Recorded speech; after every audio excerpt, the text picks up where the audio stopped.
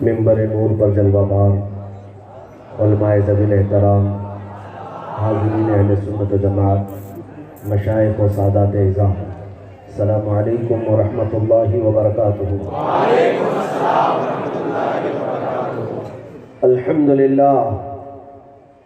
للہ الحنان المنان الذي خلق الانسان وعلمه البیان، والصلاة والسلام على رسوله سید الانس والجان وعلى آلہ واصحابہ ذوی الخیر والاحسان، اما بعد فاعوذ باللہ من الشیطان الرجیم، بسم اللہ الرحمن الرحیم، فلیحذر الذین یخالفون عن امرہ ان تصیبہم فتنہ او یصیبہم عذاب علیم، صدق اللہ مولانا العظیم، وبلغنا رسوله النبی الامین المتین المختار الکریم، ونحن على ذلك من الشاہدین والشاکرین والحمد للہ رب العالمین۔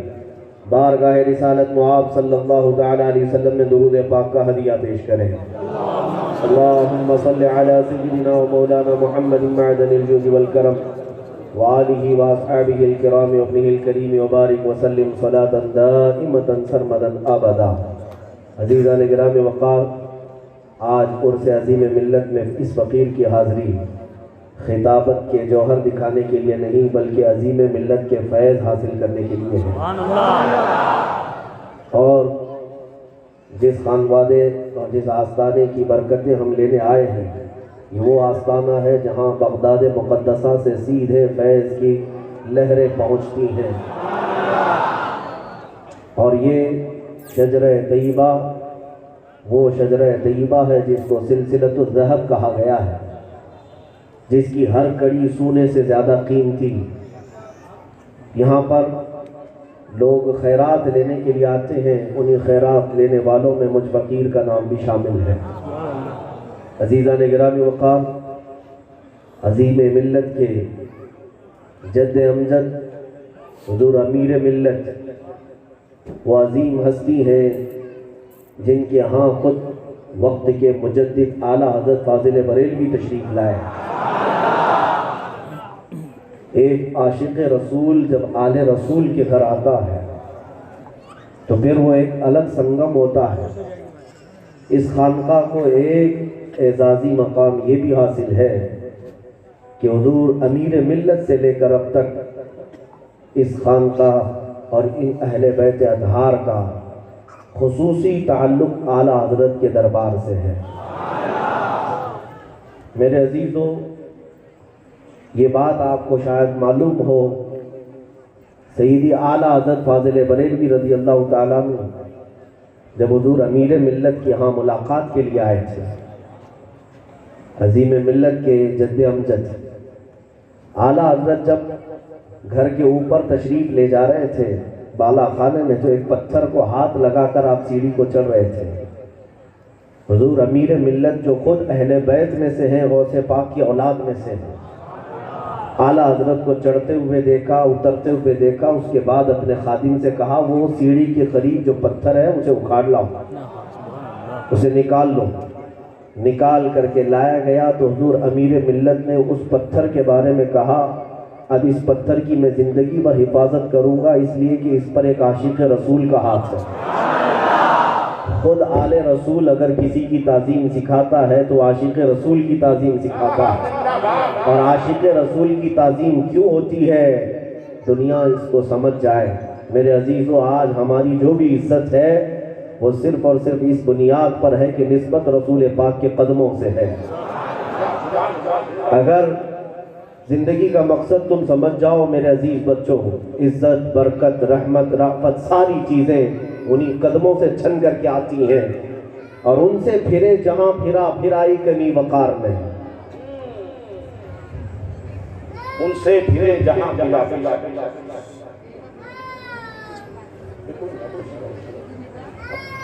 حضور پاک صلی اللہ تعالیٰ علیہ وسلم کے دربار کی زندگی بھر غلامی کرتے رہو اور زمانے میں اعلیٰ مقام پاتے رہو۔ ایک ایسا نسخہ ہے یہ جس کو جو سمجھ گیا وہ فائز المرام ہو گیا، کامیاب ہوا۔ کون سا نسخہ ہے؟ اپنے دل میں حضور پاک صلی اللہ علیہ وسلم کو بسا لو، پھر تم ہر دل میں بسو گے، ہر دل کی چاہت تم بن جاؤ۔ دنیا پہلی نظر میں تمہیں پسند کرے گی، شرط یہ ہے کہ تمہارا دل ان کی محبت سے بھرا ہو، اور جب یہ دل ان کی محبت سے خالی ہو جائے تو ہر قوم کی ٹھوکروں میں رہ جاؤ گے، ہر جگہ پر اچھالے جاؤ گے۔ آج جو حالات ہیں اس کا سبب یہی ہے۔ اقبال نے کہا تھا ان کے جو ہم غلام تھے خلق کے پیشوا رہے، ان کے جو ہم غلام تھے خلق کے پیشوا رہے، ان سے پھرے جہاں پھرا پھر آئی کبھی وقار میں۔ ہمارے ان تمام زوال کے اسباب پر ڈسکس کرنے کی بجائے میں کہتا ہوں ایک وجہ کو اگر سمجھ لے آدمی، اقبال یہ بھی کہتا ہے سبب کچھ اور ہے جسے تو خود سمجھتا ہے، سبب کچھ اور ہے جسے تو خود سمجھتا ہے، زوال بندہ مومن کا بے زری سے نہیں۔ مطلب کیا ہے؟ تمہیں بیماری کچھ اور ہے اور بتا کچھ اور رہے ہو۔ میرے عزیز ہو، کسی کو کینسر ہوا ہے اور وہ کہتا ہے کہ نہیں صرف ایک گیس کی بیماری ہے، تکلیف تو بڑھنی ہے نا۔ جس بیماری کا تمہیں علم ہے، پتہ ہے، تم بتا نہیں رہے ہو، تمہیں خود کو بھی معلوم ہے مجھے کیا ہو رہا ہے۔ آج امت کے اکثر لوگوں کو یہ معلوم ہے کہ ان کی بیماری کیا ہے، لیکن بتاتے کیا ہیں؟ بتاتے یہ ہے کہ ہمارے پاس سیاسی اثر و رسوخ نہیں ہے، بتاتے یہ ہے کہ ہمارے پاس قیادت نہیں ہے، ہمارے پاس حکومت نہیں ہے، ہمارے پاس طاقت نہیں ہے، ہمارے پاس مال نہیں ہے، پیسہ نہیں ہے۔ یہ سب اسباب جھوٹے بتاتے ہو، سبب کچھ اور ہے جسے تمہیں خود معلوم ہے، سبب کچھ اور ہے جسے تم خود سمجھتے ہو۔ زوال بندے مومن کا بے زری سے نہیں، پیسہ نہ ہونا، مال نہ ہونا یہ تمہارے زوال کا سبب نہیں ہے۔ اگر یہ زوال کا سبب ہوتا تو بدر میں جانے والے وہ 313 صحابہ کے پاس کون سا مال تھا؟ پیبند لگے کپڑے پہنتے تھے، پیروں میں چپل بھی نہیں تھے، ہاتھوں میں تلوار بھی نہیں، لیکن کون سا عزم اور کون سا حوصلہ تھا جو بدر کے میدان میں انہیں اتار دیا تھا، احد کے میدان میں، خندق کے میدان میں۔ میرے عزیزو، یہ تو مدینے کے آس پاس لڑی گئی ہوئی جنگیں ہیں۔ تمہیں میں بتاؤں، مدینے سے نکلنے والے وہ صحابہ جو 2 کھجوروں پر پورا دن گزارتے تھے، لیکن جب مدینے سے نکلے تو بات کیا کرتے تھے؟ اس زمانے کی سپر پاور طاقتیں قیصر و کسریٰ کو گھٹنے ٹیکنے پر مجبور کر دیا تھا، نکل کر کے صحرا سے جس نے الٹ دیا تھا تخت روما کو۔ کون تھا وہ محمد عربی کا سچا غلام تھا۔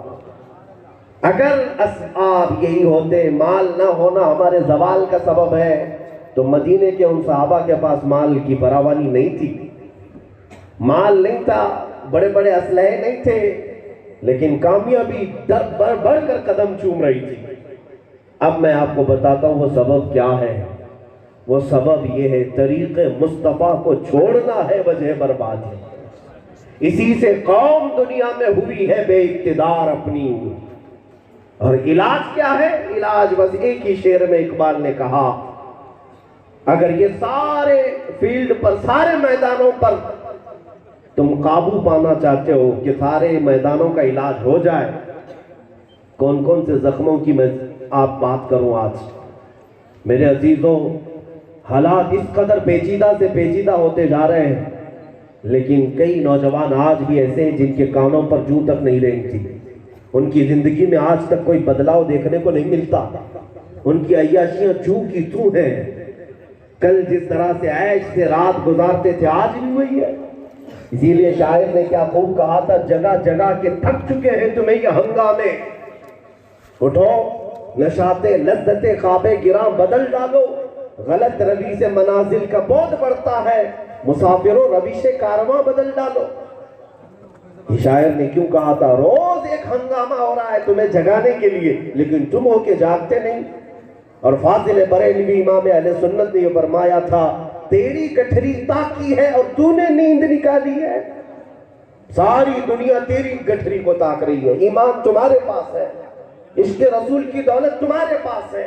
ساری دنیا کا اگر کوئی ٹارگٹ ہے تو وہ تم ہو اور تم سوتے جا رہے ہو. تمہارے اندر بدلاؤ نہیں ہے.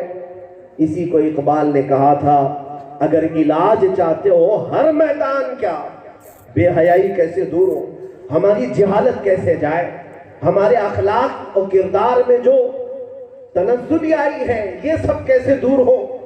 معاشرہ آج جو گندے سے گندے پیمانے پر آ رہا ہے اس کا علاج کیا ہے؟ ساری چیزوں کا علاج صرف ایک ہی ہے, ہمیں کرنی ہے شہنشاہ بطحا کی رضا جوئی. اور دوسرے اگر شعر میں اعلیٰ اقبال کے سمجھنا چاہتے ہو تو اتنا ہی ہے علاج تمہارا, اس پوری قوم کا علاج. میں نے سنا تھا ڈاکٹر اقبال نے یورپ کا سفر کیا, کئی سال یورپ میں بتائے, جرمنی, اٹلی, وہاں پر بڑے بڑے سائنٹسٹ اور بڑے بڑے فلسفیوں سے ملاقات کی, ان کی ترقی کو دیکھا. اقبال کا یہ شوق تھا کہ واپس آ کر کے اپنے ملک میں اپنی قوم کو وہ راز بتا دوں جس کی وجہ سے تم کامیاب ہو سکتے ہو, جس میدان میں چل کر کے تم آگے بڑھ سکتے ہو. وہ راز ڈھونڈنے کے لیے یورپ کی کئی گلیوں کی تحقیق اور جستجو میں اس نے زندگی گزاری. سائنس کے میدان کو دیکھا, میتھس کے میدان کو دیکھا, فزکس کو دیکھا, جغرافی کو دیکھا اور بہت ساری تحقیقی میدان کو دیکھ کر کے واپس آیا کہ میں اپنی قوم کو میسج دوں کہ تم کون سے میدان میں چلو گے تو کامیاب ہوگے. سائنس کے فیلڈ میں جاؤ, میتھس کے فیلڈ میں جاؤ, فزکس کے فیلڈ میں جاؤ, جغرافی کے فیلڈ میں جاؤ, کون سے میدان میں جاؤ تو بلندی کو پہنچو گے. کئی سالوں کے بعد اقبال لوٹ کر کے اپنی قوم کو علاج بتاتا ہے. میرے عزیز, تیرا علاج جو چھپا ہوا ہے وہ صرف اتنا ہے کہ محمد سے وفا تو نے, کی محمد سے وفا تو نے, تو ہم تیرے ہیں. یہ جہاں چیز ہے کیا لوح و قلم تیرے ہیں. تمہارا علاج صرف اس میں مضمر ہے. نعرہ تکبیر, نعرہ رسالت, فیضان عظیم ملت, عرس مقدس, نعرہ تکبیر, نعرہ رسالت. میرے عزیزوں, میں تھوڑی سی تلخ باتیں اگر آپ کے سامنے کرتا ہوں تو اس لیے کہ یہ معاشرہ میرا حصہ ہے, یہ میرے جسم کا ایک ٹکڑا ہے. اگر اس بخار آئے تو مجھے بھی بخار ہوگا. جس طرح مجھے تکلیف ہو تو اس قوم کو تکلیف ہوتی ہے, اسی طرح میرے حبیب پاک کی امت اگر قسم پرسی کے عالم میں ہو, ہماری راتوں کی چین اور نیند اڑ جانی چاہیے. آج ہمیں جو حالات بے چین کر رکھے اس کی وجہ یہی ہے کہ تم ان ڈاکوؤں کو ملزم ٹھہرا رہے ہو. جو ڈاکو آج تمہارے سروں پر مسلط ہیں, تمہارے گردنوں پر مسلط ہیں اور تمہارے اوپر ظلم کی ایک نئی داستان لکھنا چاہتے ہیں, تم ان کو ملزم ٹھہرا رہے ہو. میں کہتا ہوں شاعر نے یہ بھی کہا تھا کہ نہ ادھر ادھر کی بات کر, بتا کہ قافلہ لٹا کیوں, مجھے رہزنوں سے غرض نہیں تیری رہبری کا سوال ہے. مطلب کیا ہے؟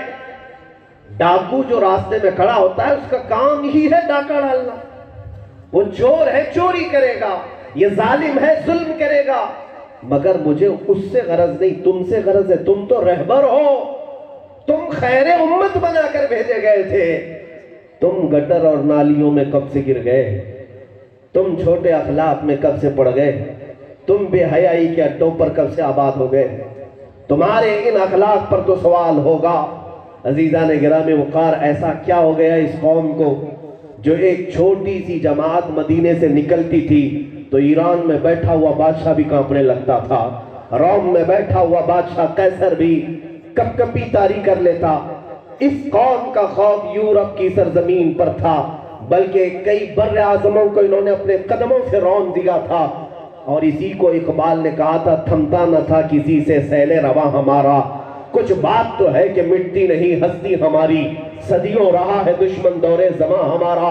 اقبال نے کیوں گنگنایا تھا انہی صحابہ تابعین اولیاء کاملین کو دیکھ کر کے کہ وہ بغداد تک پہنچ گئے فتح کرتے کرتے، اور جب سامنے دریا آ گیا، دریا کے باہر ایران ہے، ایران اور عراق کے بیچ میں دریائے دجلہ بہتا ہے، یہ صحابہ کی جماعت جو 300 کی تعداد میں تھی، بعد میں 700 کی تعداد میں تھی، سعد ابن ابی وقاص سے سالاری کر رہے تھے۔ میاں جب ڈیڈ اینڈ آ جائے، یعنی ختم ہو جائے راستہ، تو ہم یہ سمجھتے ہیں اب میرا پورا حصہ مل گیا، یہاں تک تو میں پہنچ گیا۔ وہ صحابہ کی کوئی سرحد ہی نہیں تھی، ان کی سرحد ہی نہیں تھی، دریائے دجلہ تک پہنچ گئے، عراق فتح ہو چکا۔ صحابہ ادھر ادھر دیکھنے لگے، پوچھا دریا کے اس پار کیا ہے؟ کہا ایران ہے۔ کہا چلو ادھر، کیسے چلے؟ ایرانی فوج نے دریائے دجلہ کی ساری برج اور پل توڑ ڈالے تھے کہ کہیں یہ محمد عربی کے دیوانے اس ملک میں بھی نہ آ جائیں۔ ان کا خوف یہ تھا کہ سارے پل اور برج توڑ ڈالیں، لیکن میرے آقا کے دیوانوں کا حوصلہ کوئی نہیں توڑ سکا۔ پوری دنیا مل کر کے ان کے عزم کو چیلنج نہ کر سکی۔ سعد ابن ابی وقاص نے صحابہ کی طرف مڑ کر دیکھا اور کہا کیا ارادہ ہے؟ اسی دریا سے چلیں، اسی دریا سے چلیں۔ دریا اتنا گہرا ہے کہ اندر ڈوبنے میں 10 منٹ لگ جائیں گے، اندر جاتے جاتے آدمی کو گہرائی اتنی زیادہ ہے اور چوڑائی اتنی زیادہ ہے، اور تیرنے کے لیے کوئی کشتی نہیں ہے، سوائے گھوڑوں کی کوئی سواری نہیں ہے۔ سعد ابن ابی وقاص نے جب یہ پوچھا، صحابہ نے یہ نہیں کہا پانی پہ کیسے جائیں گے، ڈوبیں گے یا بچیں گے، بلکہ سبوں نے کہا سپہ سالار کا جو حکم ہے ہمارا وہی ہے، جو آپ کی مرضی، اس لیے کہ آپ رسول اللہ کے غلام ہیں، جو کریں گے میرے مصطفیٰ کی مرضی سے کریں گے۔ ہمیں پتہ ہے دجلہ کو بھی اگر حکم ہوتا ہوگا تو محمد رسول اللہ کا، میرے آقا صلی اللہ تعالیٰ علیہ وسلم کی عنایتیں ہوں گی۔ صحابہ کہتے ہیں سعد ابن ابی وقاص نے گھوڑا اسی دریا میں ڈال دیا، چلتے رہے، پورے کے پورے صحابہ دریا میں کود پڑے، اور جب چلنے لگے اس پار پہنچ گئے، کسی گھوڑے کے ٹاپ میں پاؤں تک پانی نہیں آیا۔ ایران کی سرحدوں پر داخل ہوئے۔ تاریخ طبری میں روایت لکھی ہوئی ہے، ایرانی فارسی بولتے تھے، فارسی میں وہ یوں چیخ کر کے نعرے لگا رہے تھے، دیوا آمدند، دیوا آمدند۔ انہوں نے کہا کیا کہہ رہے تھے ایران کے فوجی کہ پہلی بار ہم دیکھ رہے ہیں جنات آ رہے ہیں، جنات آ رہے ہیں۔ یہ رسول پاک کے غلام تھے جو ٹل نہ سکتے تھے، جنگ میں اگر اڑ جاتے تھے، پاؤں شیروں کے بھی میدان سے اکھڑ جاتے تھے، حق سے سرکش ہوا کوئی تو بگڑ جاتے تھے، ارے دیغ کیا چیز ہے توپ سے بھی لڑ جاتے تھے۔ میرے آقا صلی اللہ تعالیٰ علیہ وسلم کے زندہ باد۔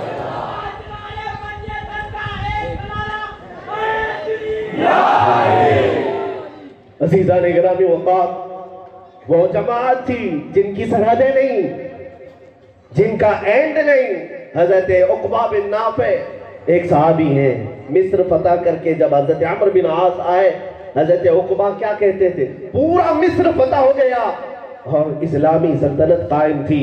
رات کے وقت گھوڑا لے کر کے، رات کے وقت عقبہ بن نافع دوڑتے تھے، صحراؤں میں آتے اور اپنے گھوڑے کو اچھالتے تھے، چاند کی طرف دیکھتے اور کہتے کاش میرا گھوڑا چاند پر جاتا تو میں میرے محمد کا پرچم وہاں بھی لہراتا۔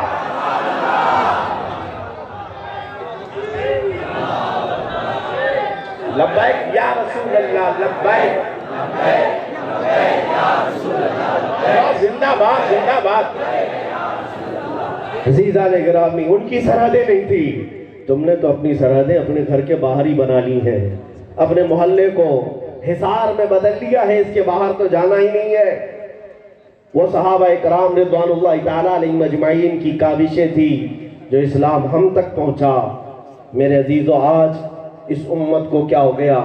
کسی فالج نے یا لقوے نے حملہ کیا جو اچانک اس کی چلتی ہوئی گاڑی رک گئی، اور اچانک ان پر ایسی بیماریاں طاری ہو گئی کہ بزدلی اور خوف و ہراس دلوں میں سوار ہو گیا۔ اس کی وجوہات میں آپ کو بتاؤں۔ نبی پاک صلی اللہ تعالیٰ علیہ وسلم ارشاد فرماتے ہیں، ابو داؤد شریف کی حدیث ہے، یوشک ان تداعى علیکم الامم کما تداعى الاکلۃ الی قصعتها۔ میرے آقا صلی اللہ علیہ وسلم فرماتے ہیں قریب ایک زمانہ تم پر ایسا آئے گا کہ سب جماعتیں تم پر ایسے ٹوٹ پڑیں گی جیسے بھوکا برتن پر جھپٹتا۔ ساری قومیں تم پر حملہ کریں گی۔ رسول پاک صلی اللہ تعالیٰ علیہ وسلم سے صحابہ نے پوچھا یا رسول اللہ کیا اس زمانے میں ہماری تعداد کم ہوگی؟ نحن یومئذ من قلت یا رسول اللہ، ہماری تعداد تھوڑی سی ہوگی، کم ہوگی؟ میرے آقا نے فرمایا وَلَكِنَّكُمْ كَثِيرُونَ غُثَاءً كَغُثَاءِ السَّيْلِ، نہیں، تمہاری تعداد بہت زیادہ ہوگی لیکن تمہاری حیثیت سمندر کے جھاگ کی طرح ہوگی۔ ایمان کا، اعمال صالحہ کا اخلاص نہیں ہوگا، نام کے مسلمان کثرت سے ہوں گے، پیوریٹی نہ ہوگی۔ سمندر کا جھاگ کسے کہتے؟ ہواؤں سے اڑ جائے، ادھر سے ادھر ہوائیں اسے اڑا لے جائے۔ نبی مکرم صلی اللہ تعالیٰ علیہ وسلم نے اس حدیث میں آگے ارشاد فرمایا تمہارے دلوں پر وہن اللہ تبارک و تعالیٰ ڈال دے گا۔ صحابہ نے پوچھا وہن کیا چیز ہے میرے آقا؟ حضور پاک صلی اللہ علیہ وسلم فرماتے کافروں کا رعب، دشمنوں کا خوف تمہارے دلوں پر ڈال دیا جائے گا، تم ڈرتے ڈرتے جیتے رہو گے۔ پھر صحابہ نے پوچھا یا رسول اللہ ایسا کیوں ہوگا؟ ہمارے دلوں پر دشمنوں کا رعب کیوں ڈالا جائے گا؟ میرے آقا نے فرمایا دو چیزیں جب تمہارے اندر آ جائیں، حب الدنیا و کراہیت الموت، تم دنیا کو بے انتہا پسند کرنے لگ جاؤ گے، دنیا دنیا دنیا دنیا، اور موت سے بھاگنے لگو گے۔ یہ دو چیزیں جب تمہارے اندر آ جائیں تو سمجھ لینا کہ وہ زمانہ آ چکا جب تمہارے دلوں پر دشمنوں کا خوف ڈال دیا جائے گا۔ میرے عزیزوں کیا وہ دور آج نہیں آ چکا؟ ہم اکثریت کو دیکھ رہے ہیں خوف و ہراس کے ماحول میں جی رہے ہیں۔ کہنے کو تو ہم آزاد ہیں لیکن ہر طرح کی قید میں ہیں۔ کون سی آزادی ہے؟ نہ تمہیں اپنے رب ذوالجلال کے کلمات پکارنے کی آزادی، نہ اپنے حبیب پاک صلی اللہ تعالیٰ علیہ وسلم کی عزت کی آزادی۔ کون سی آزادی؟ نام کے لیے ہے، لیکن جس طرح کے قید و بند میں تم جی رہے ہو، یہ خوف و ہراس کا ماحول یوں ہی نہیں آیا، سبب کچھ اور ہے جسے تم خود سمجھتے ہو۔ عزیزان گرامی اوقات، آج میں اگر زخموں کو گناؤں تو کون کون سے زخموں پر ہاتھ رکھوں سمجھ میں نہیں آتا۔ میں اپنی قوم کے لیے کبھی کبھار سوچتا ہوں کہ کن موضوعات پر گفتگو کروں۔ کیا ہماری قوم کے اندر بے حیائی زیادہ نہیں؟ اس پر گفتگو کریں تو زمانہ گزر جائے۔ اتنا ہی نہیں، علم کی کمی اس قدر زیادہ کہ ہمیں سب سے زیادہ بیکورڈ کہا جا رہا ہے، جاہل قوم کہا جا رہا ہے۔ جو پوری دنیا کو علم دینے کے لیے آیا ہوا دین ہے، اس دین کے پیروکار آج جہالت میں کیسے چلے گئے؟ لٹریسٹی میں سب سے زیادہ نیچے کے درجے پر آج ہمارا نمبر آتا ہے، بلکہ بعض رپورٹس میں یہ بھی کہا گیا دلت قوم سے بھی زیادہ نیچے آ گئے ہو۔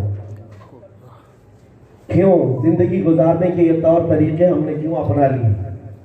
میں آپ کو وجوہات اگر گناؤں تو بہت ہے۔ ابھی چند دنوں قبل ہمارے علاقے کے ایک ادھیکاری تھے، وہ کہہ رہے تھے مولانا ہمارے ہندوستان بھر میں پولیس ڈپارٹمنٹ اور بھی ڈپارٹمنٹ سب آپ سے چلتے ہیں۔ کہا میرے ہم سے؟ کہاں؟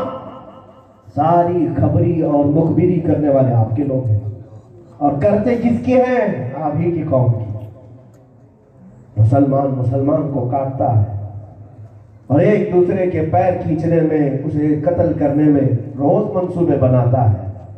وہ صحابہ کا معاشرہ کہاں گیا جو رات بھر بھوکے رہ کر کے اپنے بھائی کے کھانے کا انتظام کرتے تھے؟ میدان جنگ میں بھی جان نکل رہی ہو لیکن پانی کو منہ نہیں لگاتے، اپنے بھائی کی پیاس کو بجھانے پر قربان کرتے ہیں۔ وہ کہاں گیا معاشرہ؟ میرے نبی کے غلام تم بھی ہو۔ عزیزان گرامی، عورتوں کی ایک بڑی تعداد اسلام کو پسند نہیں کرتی، اگرچہ نام ان کے فاطمہ ہے، نام ان کے مریم ہے، نام ان کے خدیجہ ہے، لیکن یہ بازاروں کی زینت بنی ہوئی ہے۔ ان کو بے حیائی کے اڈے پر لا کر دنیا نے کھڑا کر دیا۔ جا کر کے اچھے اچھے گھروں کی شادیاں دیکھ لو، وہاں عورتوں کے کھلے بال، ان کے بے حیائیوں کے جو مظاہرے ہیں، اللہ کی پناہ مسلمان قوم جو اپنے آپ کو فاطمہ زہرا کی کنیزیں کہتی ہیں، ذرا برابر بھی کوئی تعلق نہیں لگتا، پھر تم کس بات کا رونا رو رہے ہو؟ تو مسجدوں کے ٹوٹنے کا غم منا رہے ہو، مسجدیں شہید ہو رہی ہیں، خانقاہیں تباہ ہو رہی ہیں، ہمارے معبد جلائے جا رہے ہیں، علماء کی داڑیاں چھینی جا رہی ہیں، ان کی ٹوپیاں ماری جا رہی ہیں، اذانوں پر بیلٹ لگایا جا رہا ہے، برقعے چھینے جا رہے ہیں، کس بات پر رو رہے ہو؟ میرے آقا صلی اللہ تعالیٰ علیہ وسلم نے ارشاد فرمایا تھا ایک زمانہ ایسا آئے گا، آج ہی میں حدیث پڑھ رہا تھا، یہ احادیث آخر الزمان اس کو کہتے ہیں، آخری زمانے کے متعلق حضرت ابو ہریرہ سے مروی ہے، فرماتے ہیں میرے آقا صلی اللہ علیہ وسلم ایک زمانہ ایسا آئے گا کہ اسلام پر قائم رہنے والے کو لوگ ایسا تانا ماریں گے جیسے زنا کرنے والے کو تانا مارتے ہیں، ایسا اس کو برا بھلا کہیں گے جیسے زنا کرنے والے کو کرتے ہیں، ایک چور کو جیسے کہا جاتا ہے تو چور ہے، اس طرح ایک مسلمان کو تانا مارا جائے گا، ارے تیری داڑھی ہے، ٹوپی ہے تیری، تو مولوی بن رہا ہے۔ عزیزان گرامی وقار، اسی کو حالی نے کہا تھا، حالی ایک شاعر گزرا، اس نے غم کے ساتھ فریاد کیا تھا کہ یہ امت کس حال میں آ جائے۔ میرے آقا صلی اللہ تعالیٰ علیہ وسلم کی امت کی اس حال کو دیکھ کر کے اس نے کہا تھا جو دین نکلا تھا بڑی شان سے اپنے وطن سے، آج وہ اپنے دیش، آج وہ غریب الغربا ہے، اپنے ہی وطن میں غریب الغربا ہے، یہ دین اپنے ہی لوگوں کے درمیان غریب الغربا اجنبی ہو گیا۔ سچ بتاؤ ہاتھ رکھ کر کے دل پر، تم اسلام کو اور میرے آقا کو سننے کی اتنے شوقین ہو کہ میری ایک بات پر مچل جاتے ہو، نعرے لگاتے ہو، نبی پاک کی حرمت پر گردن قربان کرنے کی بات کرتے ہو، لیکن دل پر ہاتھ رکھ کر کے بتاؤ کیا تم اس دین کو اور میرے مصطفیٰ کی شریعت کو اپنے گھروں میں بھی پسند کرتے ہو؟ اپنی بیٹیوں پر دین کو پسند کرتے ہو؟ پھر یہ دوغلا رویہ کیوں ہے؟ یہ دوہرا معیار کیوں ہے؟ تم جلسوں میں میرے مصطفیٰ پر کٹ مرنے کی بات کرتے ہو لیکن تمہاری داڑیاں گٹر اور نالیوں میں بہہ رہی ہیں، میرے مصطفیٰ کی سنتوں کو تم نے قتل کر رکھا اور یہاں گردن کٹانے کی بات۔ اگر تم دین اسلام سے اتنی محبت کرتے تو فاطمہ الزہرا جو رسول اللہ کی شہزادی ہے کیا وہ خاتون جنت نہیں ہے؟ کیا وہ جنتی خواتین کی سردار نہیں ہے؟ ارے فاطمہ کا نام اتنا عظیم ہے کہ دعائیں قبول ہوتی ہیں، اس وسیلے سے دعائیں قبول ہوتی ہیں۔ اس فاطمہ زہرا کی چادر کا واسطہ اپنی بچیوں کو اور اپنی بیویوں کو کیوں نہیں دیا؟ بلکہ بعض مرد وہ ہیں جو خود کھلا گھمانے کے شوقین ہیں۔ میرے آقا نے فرمایا جو اپنی عورت کو بے پردہ گھماتا ہے وہ دیوس ہے، اور 3 بار فرمایا وہ جہنم میں جائے گا، وہ جہنم میں جائے گا، جہنم میں جائے گا۔ سبب کچھ اور ہے جسے تم خود سمجھتے ہو۔ عزیزان گرامی وقار، یہ باتیں جو میں عرض کر رہا ہوں، ابھی 2-4 روز قبل کچھ وکیلوں کی ٹیم ہمارے پاس تھی، بات چل رہی تھی، ہم وکلا ایڈوکیٹ سے کچھ مشورے کر رہے تھے ایک پینل بنانے۔ ایک وکیل صاحب نے کہا کہ حضرت بہت گلٹی فیل ہوتا ہے، احساس عجیب سا ہوتا ہے جب ہم کورٹ میں جاتے ہیں، کورٹ میں جب جاتے ہیں تو تقریباً 80% صرف اور صرف مسلمان وہاں پر ہیں، کورٹ میں کچہری میں صرف اور صرف مقدمات کیا ہیں؟ طلاق، کھلا، یہی سارے مسائل، اور اس قدر جھگڑے فسادات ہماری قوم کے 80% کوئی معمولی بات ہوتی۔ اور اس وکیل صاحب نے مجھے یہ بھی کہا کہ میں نے پچھلے 1 سال کے اندر میرے پاس جو کلائنٹ آئے اور جو کیسز میں لڑا اس میں سے 30 کھلا کرایا اور 1 شادی کرایا۔ کھلا عورت کو کھلا چاہیے، یہ کون سا ماحول ہمارے معاشرے میں ہے؟ تم سنتوں سے اس قدر دور ہو چکے اور کامیابی کی بات کر رہے ہو، اپنی مسجدوں کی حفاظت کی بات کر رہا ہوں، نہیں بدلیں گے یہ حالات۔ قرآن کہتا ہے ان اللہ لا یغیر ما بقوم حتی یغیروا ما بانفسہم، بے شک اللہ اس وقت تک کسی قوم کی حالت نہیں بدلتا جب تک وہ قوم خود اپنی حالت نہیں بدلتی۔ تم خود جب تک نہیں بدلو گے اللہ تعالیٰ نہیں بدلے گا۔ میں نے ایک روایت پڑھی بغداد میں ایک بزرگ تھے حضرت محمد جام، بڑے پائے کے بزرگ ہیں، صاحب کشف و کرامات۔ یہ وہ زمانہ ہے جب ہلاکو نے بغداد پر حملہ کیا۔ ہلاکو ایک بہت ظالم بادشاہ، جابر بادشاہ، جس نے بہت سارے علاقوں کو رونڈ ڈالا، اپنے ظلم کی ایک نئی تاریخ لکھی ہے۔ بغداد کو جو اس نے تباہ کیا تھا تو مسلمانوں کے قتل عام سے پورے بغداد کی گلیاں سرخ ہو گئی تھی۔ وہ ہلاکو بغداد جب پہنچا تو ابھی پورے ڈائریکٹ بغداد نہیں گیا تھا، بغداد سے کچھ کلومیٹر دور اس نے اپنے فوج کو لے کر کے پڑاؤ ڈالا اور اپنے 2 سپاہیوں کو بھیجا، جاؤ بغداد کے معائنہ کر کے آؤ، ہمیں کل کو اگر جنگ میں جانا ہے، کہاں سے جانا ہے، کہاں سے نکلنا ہے، سب دیکھ کر کے آؤ، کیا کیا تیاری ہے بغداد والوں کی دیکھ آؤ۔ اس وقت بغداد کے مسلمانوں کے حالات ایسے تھے کہ سب جوا میں مصروف، شراب میں مصروف، نمازوں سے دور ہو چکے تھے، بے حیائی بڑھ چکی تھی۔ لیکن جب ہلاکو کے 2 سپاہی آئے تو بغداد والے ڈر گئے، 2 سپاہیوں کو دیکھ کر ڈر گئے، جیسے آج تم 2 لوگوں کو دیکھ کر ڈر جاؤ گے۔ 2 سپاہیوں کو دیکھ کر ڈر گئے اور ساتھ دوڑے دوڑے حضرت محمد جان کے پاس گئے۔ ہمارے پاس اب بچنے کا کوئی راستہ نہیں، اللہ کے ولی ہیں، دعا کریں گے بچ جائیں گے۔ آئے، کہا کہ حضور بچا لیں، ہلاکو آیا ہے اور اس کے سپاہی بغداد دیکھنے آئے ہیں، اگر وہ حملہ کرے گا تو بغداد تباہ ہو جائے گا، برباد ہو جائے گا۔ حضرت محمد جان اس وقت اپنے حجرے میں بیٹھے، ان کے ہاتھ میں ایک کھٹوری تھی، انہوں نے اس کھٹوری کو اٹھا کر یوں پلٹ دیا، کہا جا اللہ حفاظت کرے گا۔ وہ چلے گئے۔ ہوا کیا، وہ 2 سپاہی جو ہلاکو کے آئے تھے، ڈھونڈتے ڈھونڈتے تھک گئے، ان کو بغداد نظر ہی نہیں آیا۔ اللہ والے جب اپنے دامن میں چھپا لے تو کسی کو کیا نظر آئے، ان کو اللہ نے اختیار دیا ہے۔ ڈھونڈ ڈھونڈ کر تھک گئے، واپس بادشاہ کے پاس جا کر کہنے لگے بغداد تو ہے نہیں، یہاں پر کہیں شہر ہی نہیں ہے۔ ہلاکو نے ان دونوں کا قتل کر دیا کہ تم جھوٹی بات میرے تک آ کر پہنچا رہے ہو، بغداد مجھے دکھ رہا ہے یہاں سے، تمہیں کیسے نظر نہیں آیا۔ دوسرے دن اپنے خاص 2 وزیروں کو بھیجا کہ جاؤ تم معائنہ کر کے آؤ، میرے معتمد ہو۔ جب وہ نکلے تو آج بغداد والوں کو پھر خبر ہو گئی، آج بادشاہ کے 2 وزیر آئے معائنہ کرنے کے لیے، پھر دوڑے دوڑے حضرت محمد جان کے پاس گئے، کہا حضور بچا لے۔ آج بھی حضرت نے کھٹوری پلٹ دی، کہا جاؤ اللہ حفاظت کرے گا۔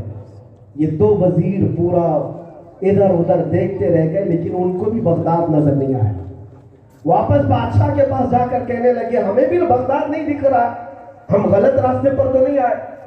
بادشاہ کو غصہ بھی آیا اور سوچا ایسا کیسے ہو سکتا ہے کہ میں بغداد کی سرحدوں پر ہوں اور مجھے اس کی روشنی نظر آ رہی ہے اور یہ قریب جا کر بغداد نہیں دیکھ رہے۔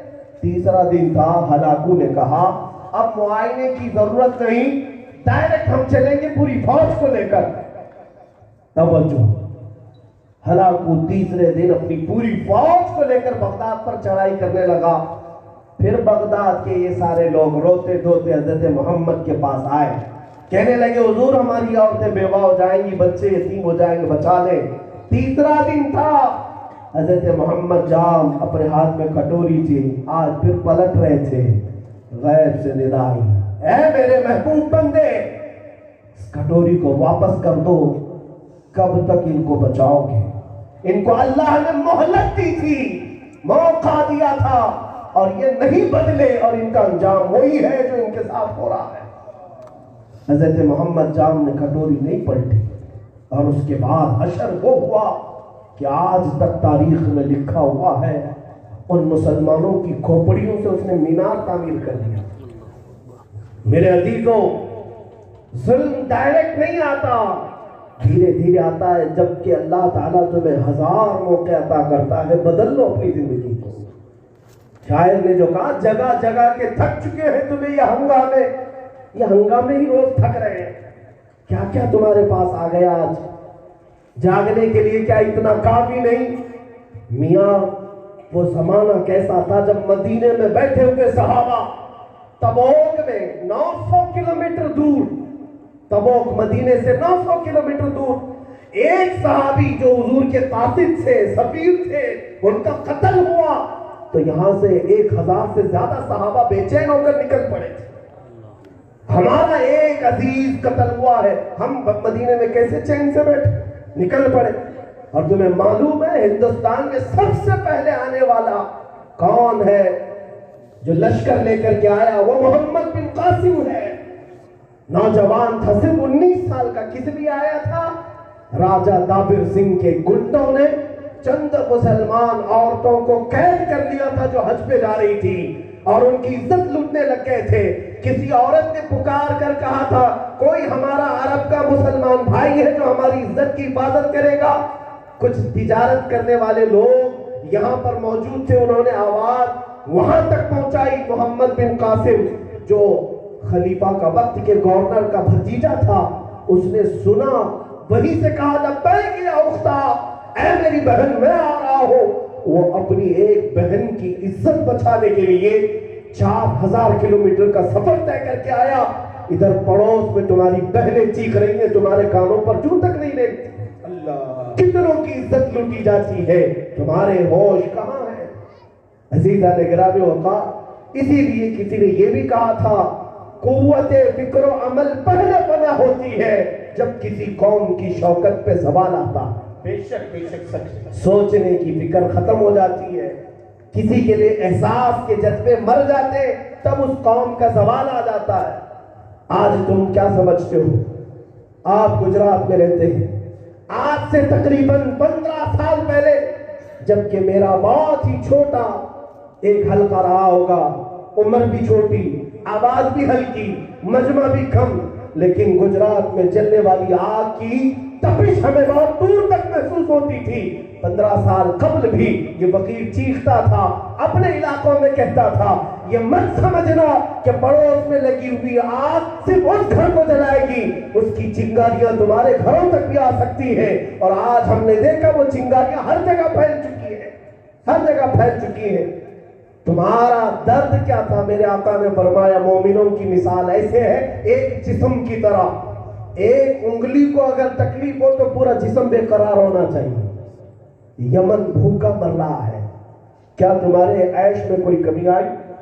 ملک شام کے بچے گھاس کھانے پر مجبور ہیں، آج ایک گوشت کا ٹکڑا انہیں دیا جاتا ہے تو جھپٹ پڑتے ہیں۔ ہفتوں سے مہینوں سے گوشت نہیں دیکھا، وہ بھی امت مصطفیٰ ہے۔ فلسطین کے بچے پچھلے 70 سال سے جوجھ رہے ہیں، اور روزانہ خون سے ان کی عمارتیں تر کی جاتی ہیں، ان کے مسلح خون سے رنگے ہوئے ہیں۔ ہم نے دیکھا ہے وہاں کے علاقے، عراق میں مر جاتے ہیں، جنازہ اٹھانے کے لیے 4 لوگ نہیں ملتے، 2 ہی لوگ جنازہ لے کے چلتے رہتے ہیں۔ یہ حالات آج امت کے اس لیے بھی ہے میرے عزیزوں، تم یہ مت سمجھنا کہ آج تمہارے لیے سب آسائشیں ہیں۔ جب تم دوسروں کا درد بھول جاؤ گے، یہ سب عیش ختم کر دیا جائے گا، یہ سب عیش ختم کر دیا جائے گا۔ اسی لیے اقبال نے یہ بھی کہا تھا، نہ سنبھلو گے تو مٹ جاؤ گے اے ہندی مسلمانوں، تمہاری داستان تک نہ ہوگی داستانوں میں۔ تمہاری زندگی کے بدلنے کا وقت ہے میرے عزیزوں۔ میں تقریر کیا کروں، میں خطیب آدمی نہیں، یہ ناظم اجلاس یا نقبہ بڑے لمبے چوڑے القابات سے ہمیں بلاتے، حقیقت میں دیکھا جائے میں تقریر کرنے کے اہل نہیں، لیکن آج حالات ایسے ہیں کہ آپ میری عزت کی بات کر رہے ہیں، مجھے نعرے لگوا رہے ہیں، یا میرے نام کی عزت کے القاب۔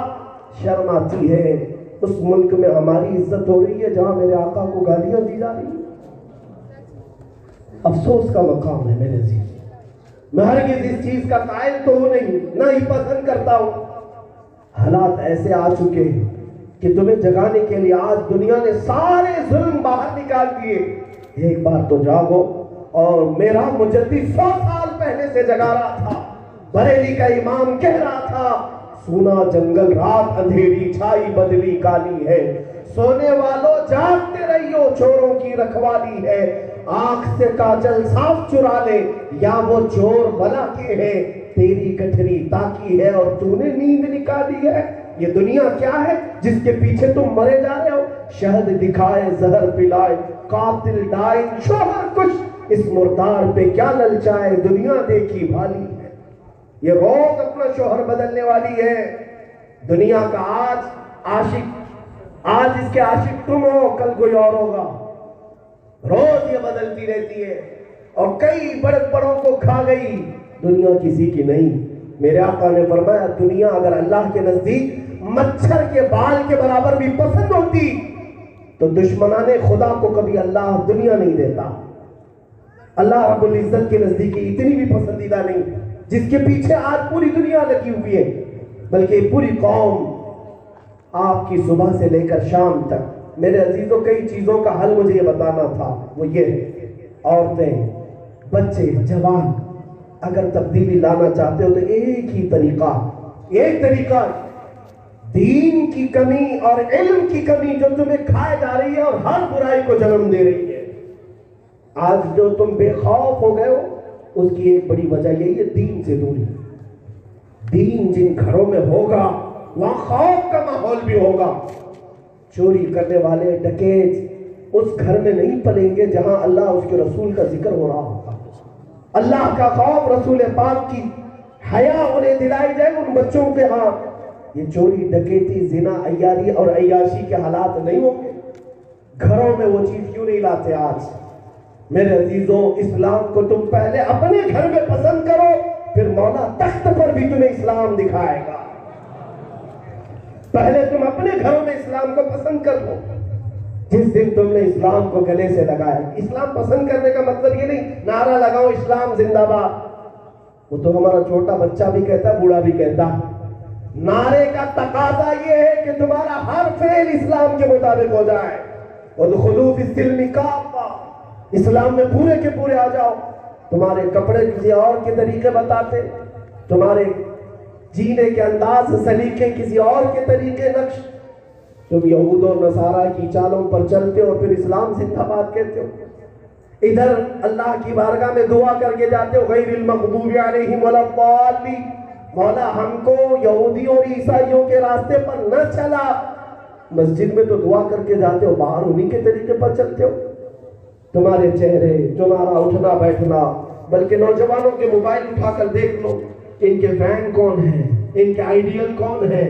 وہ جہنمی ہیں جو دن رات جہنم کی طرف دعوت دیتے ہیں، جو دن رات جہنم کے کام کرنے پر اکساتے ہیں، وہ تمہارے فین ہیں. میرے آقا صلی اللہ تعالیٰ علیہ وسلم نے قسم کھا کر کے فرمایا تھا، قسم کھا کر کے، واللہ واللہ اللہ کی قسم جس سے تم محبت کرو گے قیامت کے دن اسی کے ساتھ اٹھائے جاؤ گے، اسی کے ساتھ اٹھائے جاؤ گے. تم کیا سمجھتے ہو میں اس کا فین ہوں، میں اس کا بہت زیادہ بڑا فالوور ہوں، اس کے طریقے کے کپڑے پہنتا ہوں، ہیئر کٹنگ ویسی ہے. تمہیں دنیا نے کہاں سے کہاں بنایا تم سمجھتے ہی نہیں ہو. اے نوجوانوں، میرے حضور پاک کی امت کے غیور جوانوں، تمہیں یہ دنیا مرد سے عورت بنا رہی ہے، عورت سے مرد بنا رہی ہے، تیسری مخلوق لا کر کھڑا کر رہی ہے، اور تم سمجھتے ہو فیشن ہے. فیشن ہے. تمہاری چوٹیاں، تمہاری بالیاں، تمہاری بگڑیاں، تمہاری نتنیاں، یہ لڑکوں کی بات کر رہا ہوں. پہچان میں نہیں آتا ہمارا نوجوان کہ اسے کیا کہوں. اور لڑکیوں کو اس طرح بے آبرو کہ انہیں مرد بننے کا شوقین بنا دیا گیا. دنیا جنگل راج دیکھنا چاہتی ہے، جانوروں کی طرح جینے کا طریقہ. یورپ میں جا کر دیکھو شادی کا نظام ختم ہو چکا ہے. شادی کا نظام ختم ہو گیا کہ جو مرد جس سے چاہے پسند کر لے، ساتھ میں رہے، ایک دو بچے کے بعد فیصلہ کریں گے شادی ہونا ہے کہ نہیں ہونا ہے. 2 بچے ہونے کے بعد فیصلہ کریں گے کہ اب شادی کرنا ہے. آفیشیلی شادی اور ہے، جسمانی شادی اور ہے. یہ کیا نظام ہے؟ اور نہیں جمع تو پھر دوسرے کے ساتھ. نظام ختم ہو گیا. پوری دنیا کس دائرے پر لانا چاہ رہی پتا ہے؟ قوم لوط کی بیماریاں آج دنیا اس کو پروموٹ کر رہی ہے فلموں کے ذریعے سے. بڑے بڑے سٹارز جن کو یہ کہتے ہیں ان کو گے بنا کر کے لایا جاتا ہے تاکہ شادی کا نظام ختم ہو جائے.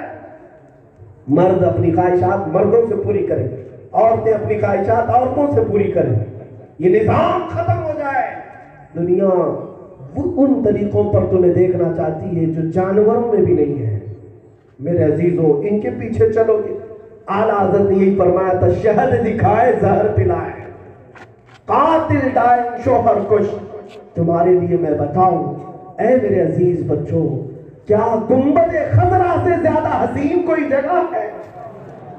کیا ان قدموں سے زیادہ حسین کوئی قدم ہے جس کے پیچھے چلنے والا چاند بھی اس پر رشک کرے؟ لیکن تم نے سمجھا ہی نہیں. تمہیں پتا ہے 6 سال کے اندر بلال حبشی کو وہ مکہ والے جو مارتے تھے، پیروں میں رسیاں ڈال کر کھینچتے تھے، آگ کے انگاروں پر لٹاتے تھے، لیکن آزاد ہو کر جب مدینے پہنچے 6 سال کے بعد واپس آئے تھے، مکہ فتح ہو چکا. میرے آقا نے جانتے ہو بلال حبشی کو کہاں چڑھایا تھا؟ خانہ کعبہ کی چھت پر چڑھایا تھا. چھت پر چڑھایا، کہا یہاں سے اذان دو. بزرگوں نے فرمایا اذان تو نیچے سے بھی دی جا سکتی تھی، اوپر سے کیوں؟ اس لیے کہ میرے عزیزوں دنیا یہ دیکھے میرے مصطفیٰ کی غلامی میں جو زخم کھائے گا اللہ اسے کعبے کی چھت پر بھی پہنچائے گا. عزتوں کی بلندی میرے مصطفیٰ کے قدموں میں ہے، نبی پاک صلی اللہ علیہ وسلم سے وابستہ ہونے میں ہے. اور اسی لیے اقبال نے کہا تھا کہ محمد سے وفا تو نے تو ہم تیرے ہیں، یہ جہاں چیز ہے کیا لوح و قلم تیرے ہیں.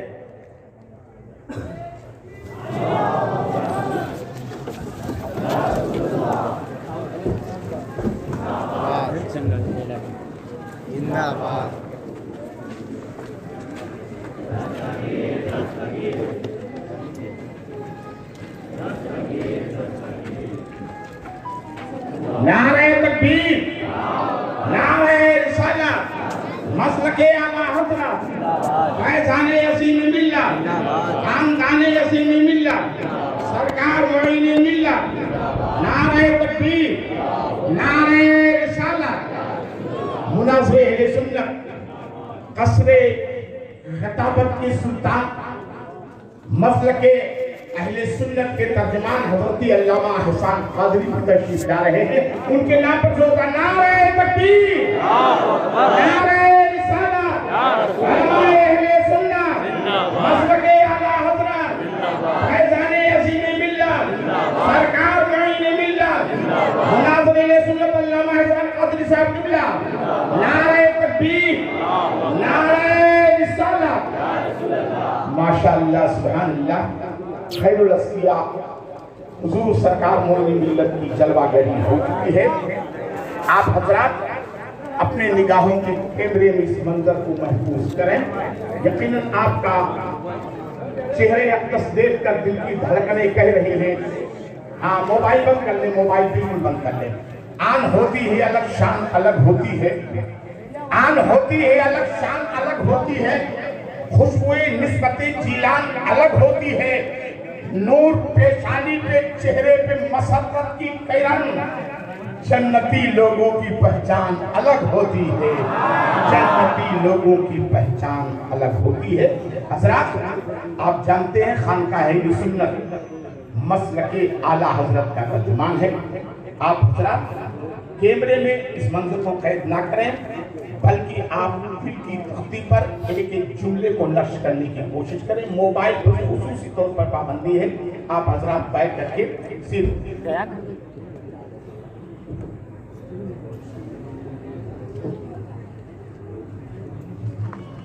درود پاک پڑھ لیں. اللہم صلی علی سیدنا محمد وآلہ وآصحابہ وبارک وسلم.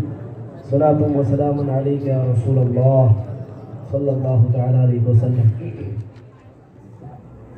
اللہ کا فضل و کرم احسان ہے کہ منبر نور پر خانوادہ عظیم ملت کے حسین چشم و چراغ جلوہ بار ہیں، اور میں یہ محسوس کرتا ہوں کہ اب جو کچھ بھی طاقت میں کمی ہوگی وہ ادھر سے پوری ہو جائے گی. بس ان بزرگوں کا ہاتھ ہم پر رہے اور اللہ تبارک و تعالی ہماری حفاظت کرے، آپ کی حفاظت کرے اور ان بزرگوں کا سایہ دراز فرمائے. میرے عزیزوں، میں بہت جلدی گفتگو کو سمیٹ لیتا ہوں. آپ یہاں پر منبر پر اور ایک عظیم شخصیت کو بھی دیکھ رہے ہیں. حضرت حافظ و قاری مولانا احسان صاحب قبلہ ادام اللہ اقبالہ سری لنکا سے آپ کے دیار میں تشریف لائے ہیں. بلکہ وہ حقیقی گجراتی ہی ہیں، واپس اپنے اصلی وطن میں آئے ہوئے ہیں، اور انشاءاللہ العزیز ان کی بھی برکات آپ لوٹیں گے، ان کے بھی فیض سے آپ مالا مال ہوں گے، اور اللہ تعالیٰ ان کو اسی طرح سے باطل کے قلعوں میں کیل ٹھوکنے کی توفیق عطا فرمائے، اور اس مجمع کو اللہ تعالیٰ نظر بد سے محفوظ فرمائے۔ میں عرض یہ کر رہا تھا، نبی مکرم صلی اللہ تعالیٰ علیہ وسلم کی اس غیور امت کو جو اللہ تعالیٰ نے قرآن میں فرمایا خیر امت کنتم خیر امت اخرجت للناس، تم سارے انسانوں میں بہترین امت بنائے گئے ہو۔ بہترین امت کا معنی یہ ہے کہ تم لوگوں کو اچھائی کا حکم دیتے ہو، برائیوں سے روکتے ہو۔ تو کبھی اپنے گریبان میں جھانک کر دیکھا کہ آپ اس منصب پر آج بھی ہم فائز ہیں؟ ہم لوگوں کو اچھائی کی طرف بلا رہے ہیں، آج برائیوں سے ہم روک رہے ہیں، بلکہ دوسری قومیں ہم پر مسلط ہیں، وہ ہمیں سمجھا رہی ہیں۔ آج مجھے افسوس اس بات کا ہوا، کئی بڑے بڑے شہروں میں، ممبئی، دلی، مدراس جیسے شہروں میں کچھ کلاسز چلائے جاتے ہیں۔ کون سے کلاسز؟ پرسنالٹی ڈیولپمنٹ کے کلاسز چلائے جاتے ہیں، اس میں اخلاق سکھائے جاتے ہیں، کردار سکھائے جاتے ہیں۔ آپ نے کالج پڑھ لیا یا آپ کو جاب لگی ہے کسی بڑی کمپنی میں، تو کہا جاتا ہے یہ کورس بھی آپ کر لو۔ کچھ نوجوانوں سے ہم نے پوچھا کہ یہاں کیا سکھاتے ہیں؟ انہوں نے کہا کہ ہمیں یہ بتایا جاتا ہے کہ لوگوں سے ملنے کا طریقہ کیا ہے، بیٹھنے کا طریقہ کیا ہے، پیر کیسے رکھنا چاہیے، ہاتھ کہاں رکھنا چاہیے، اگر کھانے کی میز پر بیٹھے تو چمچ کیسے رکھیں، بیٹھیں کیسے، اور لوگوں سے بات کرنے میں شروعات کہاں سے ہونی چاہیے، کیسے وش کرنا چاہیے، ہمیں سکھایا جاتا ہے۔ میں نے کہا افسوس ہے اس قوم کو جس کے رسول کو خدا نے کہا وَإِنَّكَ لَعَلَىٰ خُلُقٍ عَظِيمٍ، محبوب ہم نے آپ کو سب سے بلند اخلاق پر پیدا کیا۔ اس رسول کی امت آج اخلاق سیکھنے کے لیے ان کے پاس جا رہی ہے جن کو پیشاب کرنے کا طریقہ نہیں معلوم، ان سے اخلاق سیکھنا چاہتی ہے۔ میرے عزیزوں، بات تو سمجھو، کمی ہے تو کس بات کی تمہارے ہاں؟ نبی پاک صلی اللہ تعالیٰ علیہ وسلم کے اخلاق میں کوئی کمی رہ گئی؟ سیکھنے کے لیے تمہیں حضور پاک صلی اللہ تعالیٰ علیہ وسلم کے اخلاق کافی نہیں تھے، بلکہ حضور پاک صلی اللہ تعالیٰ علیہ وسلم کے اخلاق وہ عظیم اخلاق ہے جس کی مثال نہ پہلے ملی، نہ آج، نہ قیامت تک ملے گی۔ ان عظیم اخلاق پر کوئی فائز نہیں ہو پائے گا۔ عزیزان گرامی، صحابہ کرام نے خود مدح سرائی میں فرمایا کہ ہم نے بڑے بڑے لوگوں کی تعریفیں سنی، نوشیروان عادل کا نام سنا ہوگا، بادشاہ تھا ایک فارس کا بادشاہ جس کو نوشیروان کہتے ہیں، اور اس کے نام کے ساتھ عادل لفظ لگا رہتا ہے۔ وہ عدل میں مشہور تھا، انصاف کرنے میں مشہور تھا، لیکن بزرگوں نے لکھا ہے جو پوری دنیا میں عادل نام سے مشہور بادشاہ تھا، ایک بار اس پر تنقید کرنے کی وجہ سے ایک عورت کو اس نے پہاڑ سے نیچے دھکیل دیا تھا۔ اس پر تنقید کی گئی، اس کو کسی بات پر کرٹیسائز کیا گیا تو عورت کو سزا کے طور پر پہاڑ سے نیچے دھکا دیا، اور وہ نوشیروان عادل ہے، دنیا میں مشہور ہے۔ میرے عزیزوں، رسول پاک صلی اللہ تعالیٰ علیہ وسلم کا عدل وہ تھا کہ بھری مسجد نبوی میں حضور خود کھڑے ہو کر کہتے ہیں کسی پر میرا کوئی حق باقی ہے تو مجھ سے لے سکتا ہے۔ سبحان اللہ۔ اخلاق کی بات کرتے ہو، اور اتنا نہیں کہ یہ صرف کہنے کی باتیں، ایک صحابی کھڑے بھی ہوئے اور کہا میرا حق ہے آپ پر۔ کہا کیا ہے؟ کہا جنگ کے میدان میں جب صفیں لگائی جا رہی تھی میرے قدم تھوڑے آگے آ گئے تھے، آپ نے چھڑی سے مجھے مارا تھا، میں آج بدلہ لینا چاہتا ہوں۔ صحابہ سب شوق، سوچ رہے تھے کہ کیا یہ بدلہ لے گا رسول سے؟ میرے آقا صلی اللہ علیہ وسلم نے جو کھڑے ہو رہے تھے انہیں منع فرمایا بیٹھ جاؤ، یہ عدل کی مجلس ہے، یہ عدل کی مجلس ہے۔ اس صحابی کو بلایا، آؤ میں اپنے آپ کو تمہارے حوالے کرتا ہوں، بدلہ لے سکتے ہو۔ وہ صحابی آیا اور یوں کہا جس دن آپ نے مجھے مارا تھا میرے جسم پر جبہ نہیں تھا، لباس نہیں تھا، میں صرف تہبند پہنا ہوا تھا، پیٹھ کھلی تھی، میں چاہتا ہوں کہ آج بدلہ لوں تو آپ کا بھی جبہ نہیں ہونا چاہیے۔ میرے آقا صلی اللہ تعالیٰ علیہ وسلم نے جبہ اتار دیا. اپنے آپ کو کوئی پیش کر سکتا ہے آج؟ اس صحابی نے بدلہ لینا جو کہا تھا مجمع میں، کیا تھا ارادہ؟ جب حضور پاک نے جبہ اٹھایا تو دوڑ کر کے آئے، میرے آقا کے دونوں شانوں کے بیچ میں مہر نبوت تھی، اسے چوم لیا. کہا میں نے بدلہ لے لیا. بہت دنوں سے اس بات کی تمنا تھی کہ حضور کے دونوں کندھوں کے بیچ میں جو مہر نبوت ہے اس کی چمک دیکھنی ہے، اس کے بوسے لینے ہیں، لیکن طریقہ نہیں مل رہا تھا تو اس طریقے کو اپنا لیا. لیکن کہنا یہ ہے کہ کون ہے جو اپنے آپ کو آج پیش کرے؟ آج ہمارا ملک کا کوئی حکمران کہہ دے لوگوں سے کہ کسی پر کچھ حق باقی ہے تو لے لو، پوری رعایت سڑکوں پر ہوگی، ہر ایک کا حق مار کر کے بیٹھے ہوئے ہیں، کسی کا حق باقی نہیں رہے گا. یہاں پر اپنی بیویوں کا حق مار کر کے اوپر تک پہنچ گئے. میرے عزیزوں، کوئی کہنے کی بھی آج ہمت نہیں رکھتا. میرے آقا کی اخلاق کی مثال ہے. اور لوگوں نے یہ بھی کہا دنیا کا سب سے بڑا سخی حاتم تائی، جس کی سخاوت مشہور تھی، جتنی بار مانگتے تھے دیا جاتا تھا. لیکن بزرگوں نے لکھا ہے حاتم تائی کی سخاوت اپنی جگہ. حاتم تائی اس لیے دیتا تھا، مال بہت زیادہ تھا، لیکن میرے مصطفیٰ کے پاس اس وقت بھی آئے لوگ جب میرے آقا کے گھر میں چراغ جلانے کے لیے تیل نہیں تھا، لیکن مانگنے والے کا پیٹ بھر دیا جاتا تھا. سبحان نعرہ تکبیر، نعرہ رسالت، فیضان عظیم ملت، خاندان عظیم ملت، مسلک اعلیٰ حضرت. مانگنے والے کا پیٹ بھر دیا جاتا تھا. وہ سخاوت اور ہے، دربار محمد کی سخاوت اور ہے. میرے آقا صلی اللہ تعالیٰ علیہ وسلم کے ہاں آنے والے حضور پاک صلی اللہ تعالیٰ علیہ وسلم سے لے کر جاتے تھے، لیکن خود میرے آقا کا حال کیا تھا؟ کل جہاں ملک اور جو کی روٹی غذا، اس شکم کی قناعت پہ لاکھوں سلام. عزیزان گرامی وقار، میں نوجوانوں سے یہ کہنا چاہتا ہوں، تم اخلاق سیکھنے کہاں جا رہے ہو؟ آج کیریکٹر کے لیے لوگوں کی اقتدا کر رہے ہو. شاید اس طرح کے سوٹ بوٹ پہن کر کے ایسے دوڑیں گے تو عزت ملے گی. تمہاری عزت وہاں نہیں جہاں سورج ڈوبتا ہے، تمہاری عزت وہاں ہے جہاں سورج قدموں کے بوسے لیتا ہے. میرے مصطفیٰ کریم صلی اللہ تعالیٰ علیہ وسلم کے اخلاق ہر زمانے کے لیے آئیڈیل ہیں. آپ کو بتاؤ، حضرت عمر فاروق رضی اللہ تعالیٰ عنہ کے زمانے میں ایک عیسائی سلطنت فتح کر لی گئی تھی. ملک شام کی ایک چھوٹی سلطنت تھی، اس کے بادشاہ کو قید کر لیا گیا. ان لوگوں نے جنگ کیا تھا، لڑائی کی تھی، قتل عام ہو رہا تھا. اور اس کے بعد جب مسلمانوں کو قابو ملا تو اس بادشاہ کو قید کیا گیا. ظاہر سی بات ہے، جنگی جرم مجرم ہے. جنگ میں جو سامنے سے لڑتا ہے، تلوار اٹھانا جرم ہے، ہمارے خلاف اٹھائے گا تو پکڑا جائے گا. جہاں بھی جنگیں ہوں گی، جو فتح پائے گا وہ دوسرے کو قید کرے گا. بادشاہ کو لا کر کے جب پیش کیا گیا تو حضرت امیر المومنین نے اس سے صحابہ سے کہا، اس سے کہو کہ اگر وہ خوشی خوشی اسلام میں آتا ہے تو اس کی سلطنت بحال کر دی جائے، بادشاہت ویسی برقرار رکھی جائے.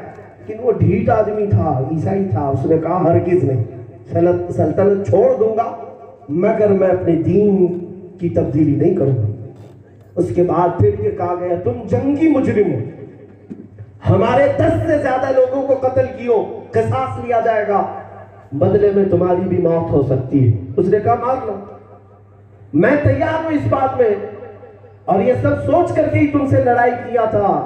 شکست تو پتہ ہو ہی جاتی ہے، مار لو، ختم کر دو، بات ختم ہو گئی. جب اتنا ڈھیٹ پن کر رہا تھا، حضرت امیر المومنین نے کہا اس کو قید کرو، مارو مت، جیل میں رکھو. جیل میں رکھا، لیکن حکمت تو دیکھے سیدنا عمر فاروق کی، کہا 10 صحابہ کو بھی اس کے ساتھ رکھ دو جیل میں. ان کا کیا قصور تھا؟ کچھ نہیں، لیکن قید میں، جیل میں ان کو بھی رکھ دیا ہے.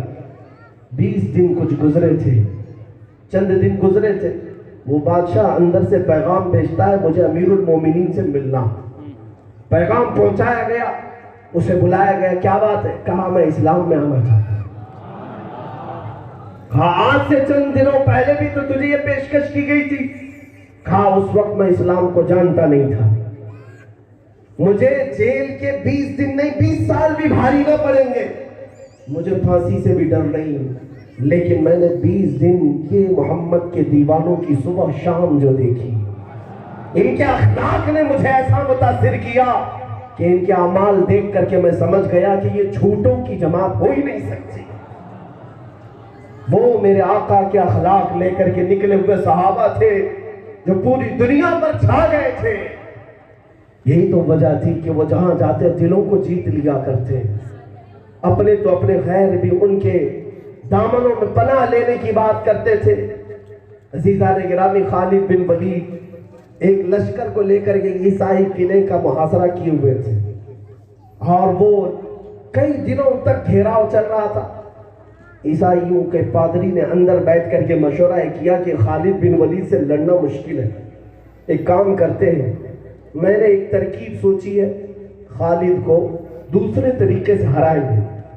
کیا ترکیب سوچی؟ کا 3 دن کے بعد ان کو بازار سے بلاتے ہیں، ان کے ساتھ جو لشکریوں پورے نوجوان ہیں، نوجوانوں توجہ سے سنو، خالد بن ولید کے ساتھ جو لشکر تھا پورے نوجوانوں کا تھا، سپاہیوں کا۔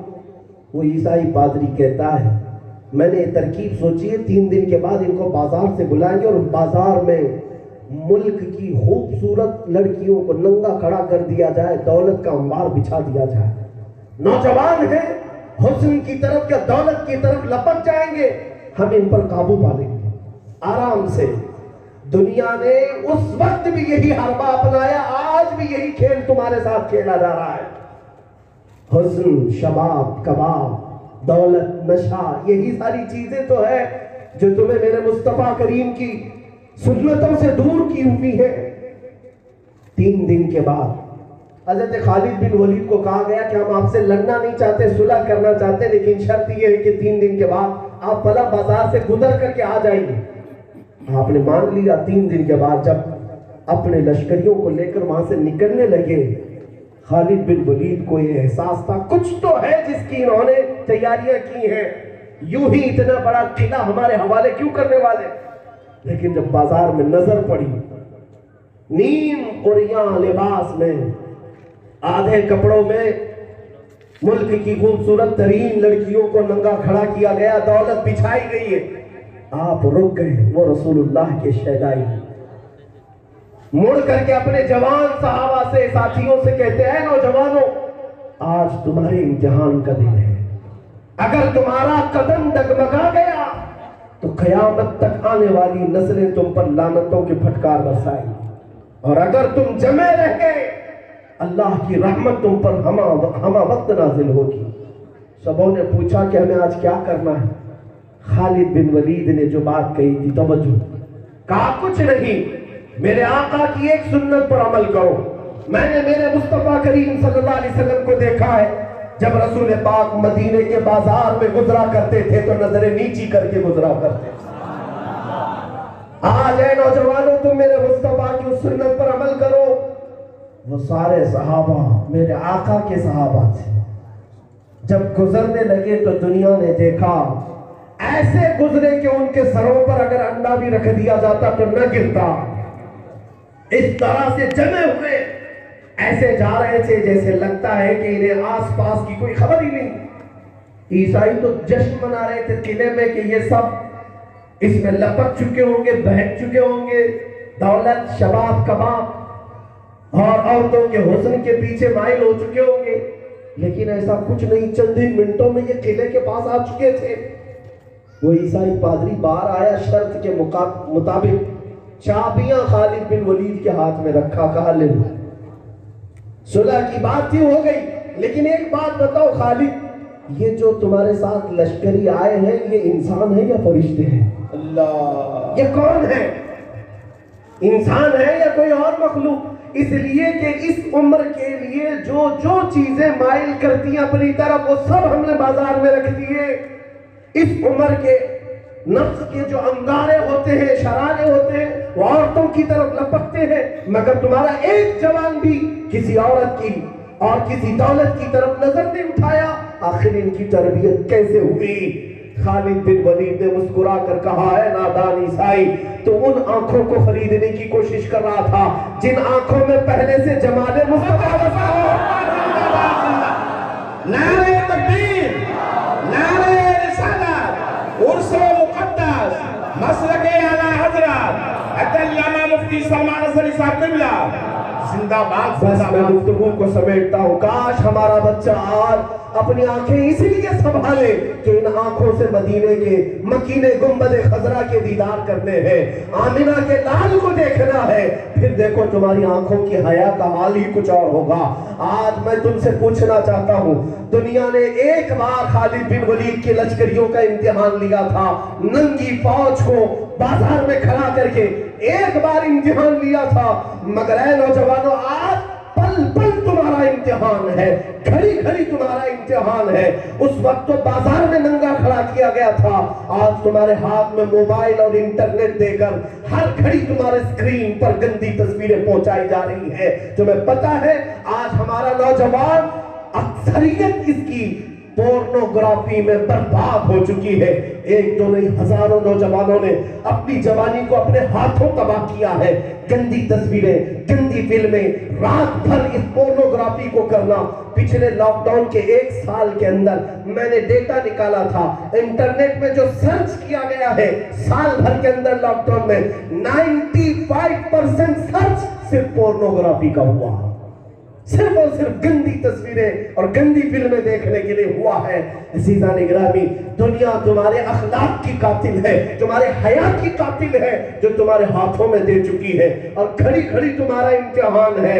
उनका तो एक बार बाजार में हुआ था, आज हर रात जब अंधेरा होता है तुम्हारा इम्तिहान शुरू होता है।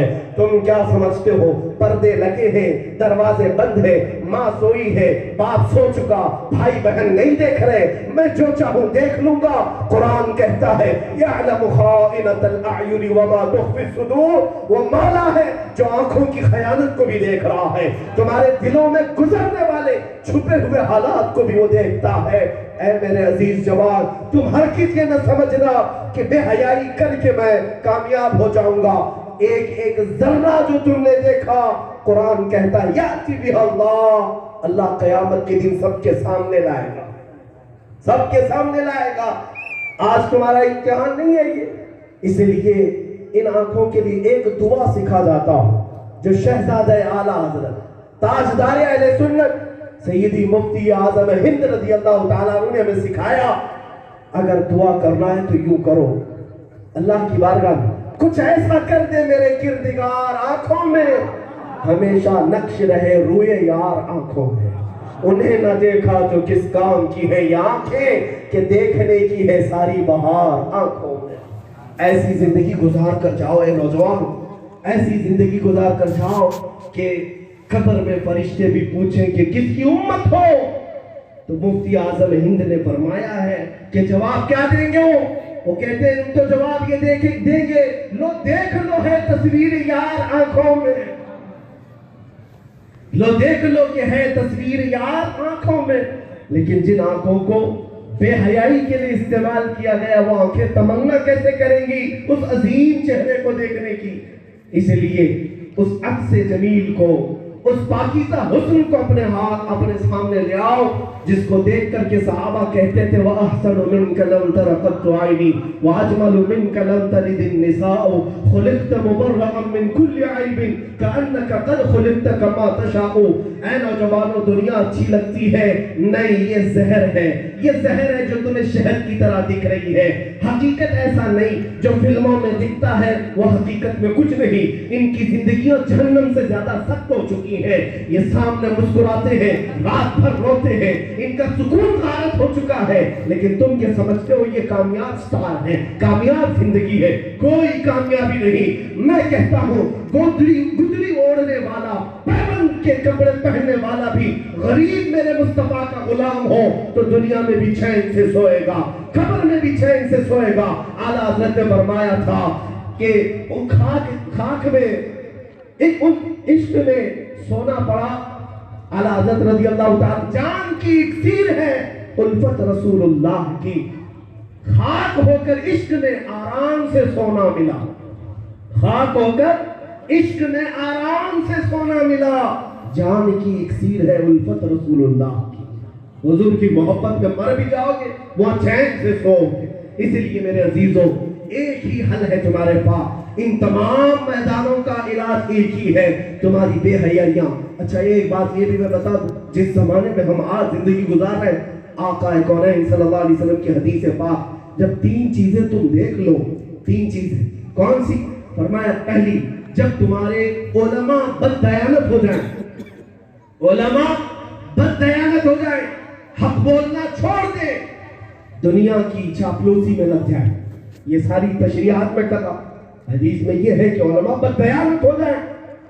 دوسرے نمبر پر جب تمہارے امیر لوگ بخیل ہو جائیں، دین کے معاملات میں خرچ کرنا پسند نہ کرے، عیاشی میں راتوں رات پیسے بہائیں گے، لیکن دین کے معاملات میں وہ کنجوسی اور بخالت پر آ جائیں۔ 2 چیزیں، علماء بددیانت ہو جائیں، تمہارے عمرہ امیر لوگ بخیل ہو جائیں، اور جب تمہاری عورتیں بے حیا ہو جائیں، جب تمہاری عورتیں بے حیا ہو جائیں، جب یہ 3 چیزیں ہو جائیں، میرے آقا فرماتے پھر زمین کے اوپر والے حصے میں رہنے سے زیادہ بہتر ہے نیچے والا حصہ، یعنی قبر تمہارے لیے اچھی ہے اوپر رہنے سے۔ فَظَهْرُ الْأَرْضِ خَيْرٌ فَبَطْنُ الْأَرْضِ خَيْرٌ مِّن ظَهْرِهَا، حضور فرماتے ہیں زمین کا اوپر والا حصہ فتنوں سے بھرا ہوگا۔ یہ وہ دور ہے جس کے بارے میں میرے آقا نے فرمایا تم قبرستان کے پاس سے گزرو گے اور قبر والے کو دیکھ کر کے تم یہ کہو گے کاش اس کی جگہ میں لیتا ہوتا تو کتنا اچھا ہوتا، کہ یہ اچھے دنوں میں جا چکا، ہم تو فتنوں کے دنوں میں جی رہے ہیں۔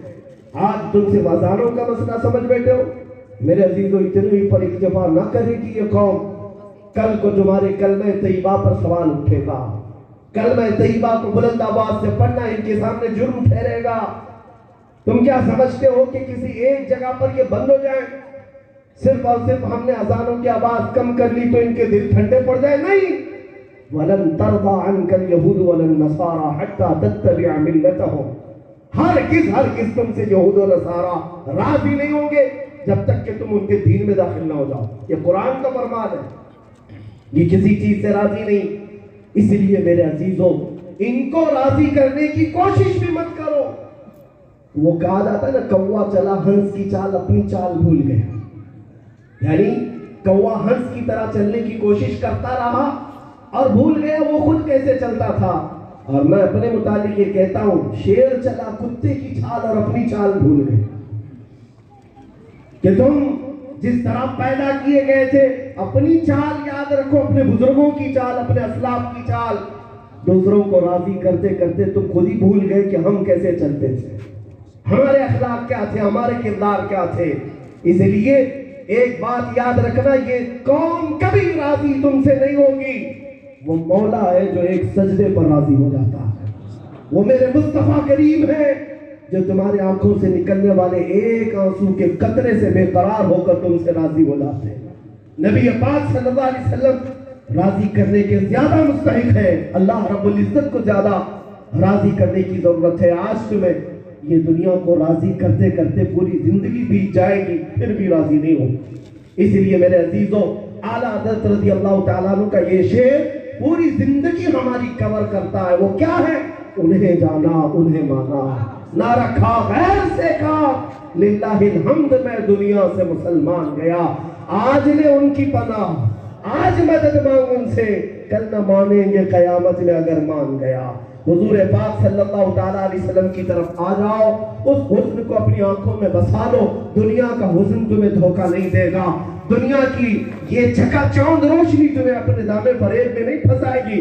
انشاءاللہ العزیز جس دن ہمارا جوان یہ عہد کر لے گا میں سو جاؤں یا مصطفیٰ کہتے کہتے، کھلے آنکھ صلی اللہ کہتے کہتے، پھر دن ہوگا اس کا سنتوں میں میرے مصطفیٰ کریم کی بہاریں اس کے گھر کے اطراف آ جائیں گی۔ میرے عزیزوں عزتیں تمہاری، برکتیں تمہاری، اقتدار تمہارا، حکومتیں تمہاری، کیونکہ وعدہ الہی برحق ہے۔ قرآن میں مولا نے فرمایا کان حقا علینا نصر المؤمنین، ہم نے اپنے اوپر لازم کر لیا ہے کہ ایمان والوں کی مدد کریں گے، ایمان والوں کی مدد کریں گے۔